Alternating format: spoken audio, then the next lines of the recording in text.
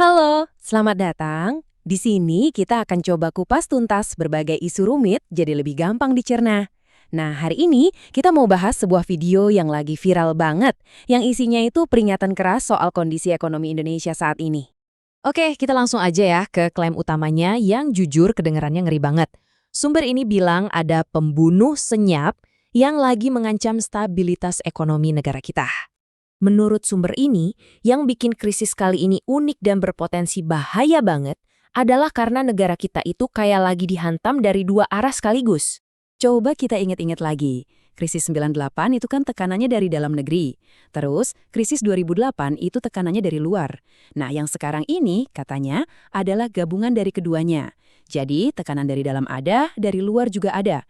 Ini yang disebut kondisi badai sempurna. Oke, kita lihat dulu dari sisi internalnya ya.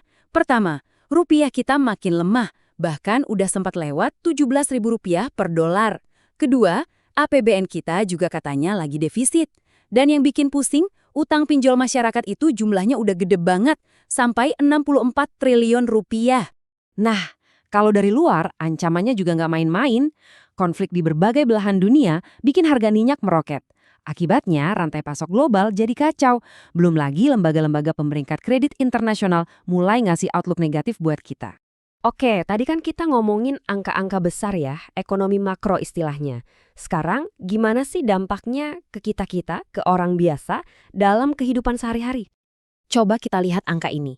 UMP di Jakarta, sebagai contoh, itu kan resminya sekitar 5,4 juta rupiah sebulan. Tapi, tahu nggak, perkiraan biaya untuk bisa hidup layak di kota yang sama itu ternyata udah nyentuh angka 6 juta rupiah. Nah, ini dia pertanyaan pentingnya.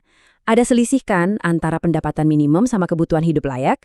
Terus, gimana caranya orang-orang bisa nutupin kekurangan itu setiap bulannya? Dan ini data yang cukup bikin miris. Kelas menengah kita itu ternyata menyusut. Bayangin, ada sekitar 1,1 juta orang yang harus turun kelas hanya dalam kurun waktu 1 tahun. Ini contoh paling gampangnya deh, biar kebayang. Harga kebutuhan paling pokok, yaitu beras, itu naiknya bisa sampai 33%. Sementara kenaikan gaji, ya kita tahu sendirilah, seringkali nggak bisa ngejar kenaikan harga barang. Makanya, sumber ini pakai contoh si Budi. Dia ini ceritanya gambaran dari jutaan orang di luar sana yang kerja banting tulang, bahkan sampai 18 jam sehari, tapi hasilnya cuma cukup buat hidup aja, nggak bisa nabung sama sekali. Nah, karena kondisi yang serba terjepit inilah, muncul angka yang jujur bikin kaget. Ada 45 juta orang Indonesia yang sekarang ini bergantung sama pinjaman online, alias pinjol, untuk menyambung hidup. Jadi, poin utamanya begini. Semua tekanan-tekanan yang tadi kita bahas itu nggak berdiri sendiri-sendiri. Mereka saling terkait dan menciptakan apa yang oleh sumber ini disebut sebagai reaksi berantai keruntuhan. Ini dia efek dominonya. Ada 6 langkah, dimulai dari harga minyak dunia naik, yang bikin biaya produksi di mana-mana juga naik. Terus, inflasi global bikin harga pangan dan transportasi mahal. Akibatnya, suku bunga harus dinaikkan. Dolar Amerika jadi makin kuat, modal pun kabur dari negara berkembang. Perdagangan dunia melambat, kepercayaan kasar anjlok dan, ujung-ujungnya, biaya impor pangan dan bahan baku jadi mahal banget, yang langsung menghantam dompet dan dapur kita semua. Kelihatan kan alurnya? Oke, situasinya emang kedengarannya agak suram ya. Terus apa dong solusinya? Nah, sumber ini juga ngasih beberapa usulan tindakan yang perlu segera diambil oleh pemerintah. Usulannya ada beberapa nih. Intinya sih, yang pertama, stabilkan dulu nilai rupiah.